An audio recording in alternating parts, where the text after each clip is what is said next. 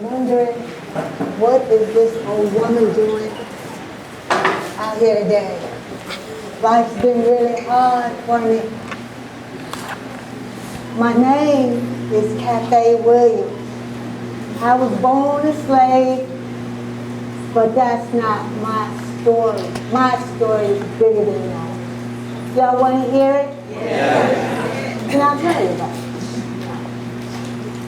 I was born Cathay Williams in September 1844 in Jefferson, Missouri, right there outside St. Louis. You see, my mom, she was a slave, but my pa, he was a free man. So what that makes me? If my mom's a slave and my pa's a free man, it still makes me a slave. But that's all right. That's all right. Life wasn't too bad for me. See, I was a house girl up there in the Johnson plantation, and I was going along as usual until about 1861 when the Civil War broke out. Well, Master Johnson, he died. And the Union soldiers, they came in and they took everything from us, everything. That was the fields, the horses, cattle, and of course the slaves too. See, I was only 17 years old at that time. And I was pressed into service with the 8th Indiana Infantry Regiment. I went all around with them, and my main job was to be the cook, clean up, do the nursing, do the sewing, and all that kind of stuff. So I went around with them for the next few years, and what then happened was we went to Arkansas, Louisiana, and Georgia. We went all over the place. And while I was in Little Rock, I saw those colored soldiers, and I thought, well, maybe I could do that job too, because I'm strong, I'm tough, I'm tall, and I'm strong as any man. But I still had to do my cooking and my cleaning as I was supposed to. So I was with them, though, when they went through the Battle of Pea Ridge. Yes, I was. And I was there for the Red River Campaign. I was there for that, too. I saw lots of action. I was so good at my job. They sent me on to Washington, D.C., they did.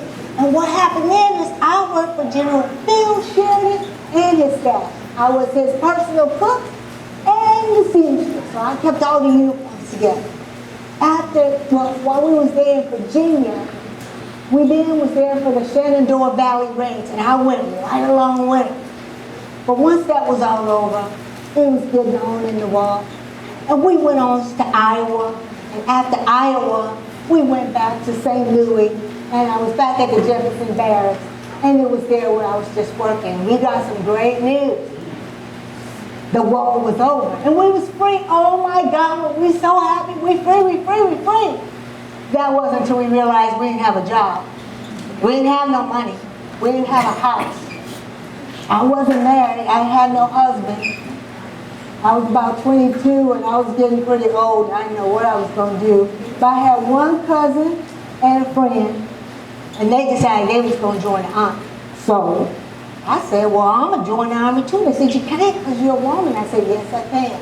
I was smart. See, I was real smart. So I changed my name from Cathay Williams to William Cat. And I went on in.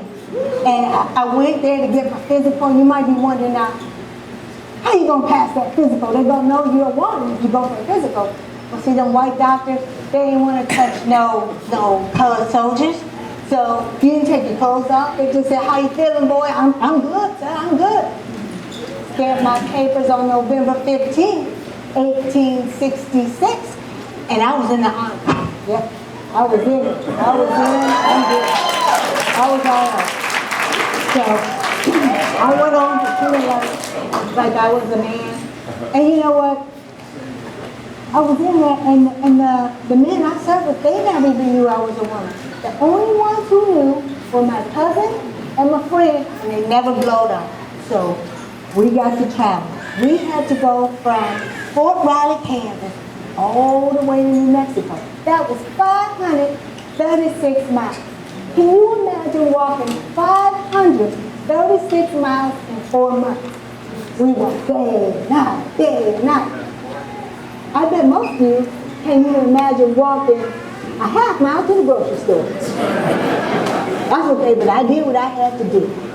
Well, our main mission was to protect the West and to fight off the Indians. Boy, ain't never seen no action. And over all that time, I got really sick. I had neuralgia, rheumatism, smallpox, the itch, and diabetes. And after the 4th time I was hospitalized, all the other times they still never knew that I was a woman, I had to reveal myself and let them know, because I just couldn't take it no more. I was just so sick. But see, the only way we could get around was on our LPCs, our leather personnel carriers. That's all we had was a boot. That's it. So I said, I can't keep up with this no more.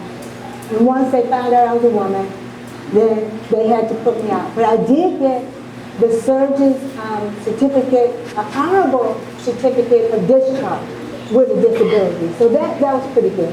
And they're like, you need to go on back and get a job. So I started working at Fort Union, New Mexico, and I went back to doing cooking. They're like, you need to wear a dress again. You need to get married at this point in time. So I listened to him. I got married, and I went on to Pueblo, Colorado.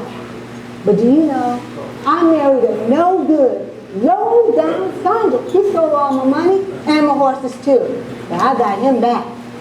I found him, I had him arrested, and I kept on moving straight to Trinidad, Colorado. I got away and got home sometime. So I went on, and I worked as a seamstress. And then I had a boarding house, so I was an entrepreneur too, so I had a business going. But it was getting really hard for me. So about 1891 or so, I had to go before the pension board. Now I know a lot of you was in the military, and you know somebody who was. And maybe they heard them complaining about the VA or how difficult it is to get the pension. It was nothing in comparison to us going before that pension board. You see, again, I had the itch, neuralgia, rheumatism, smallpox, diabetes, all 10 of my toes was amputated. I walked around with a crutch. That's all I had. I could barely make it. And do you know what that white doctor did? He said, sorry, I think you're in good health.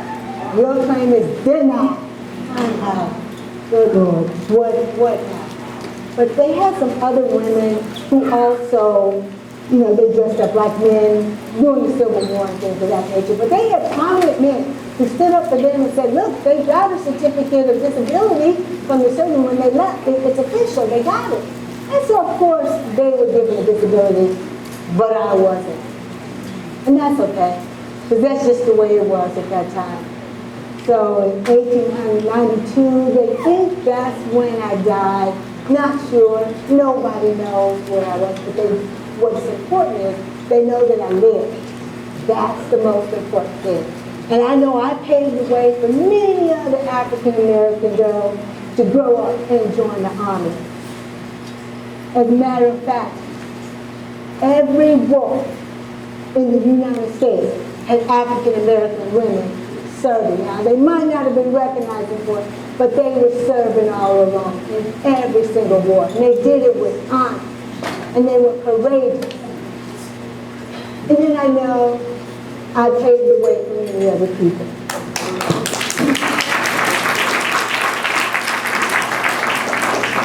I paved the way, and she paved the way for me.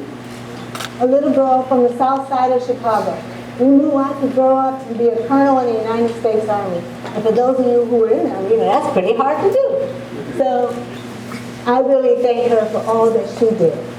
And who knew that I could command soldiers during peacetime and in combat, males and females, and served for 32 years. And that was my service with the United States Army. So I want to thank you for listening to the living history of Cathay Ridge.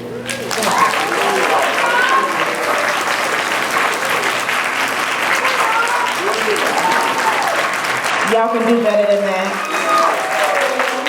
Thank you so much. That was beautiful, inspiring, and educational. We're so thankful for your service.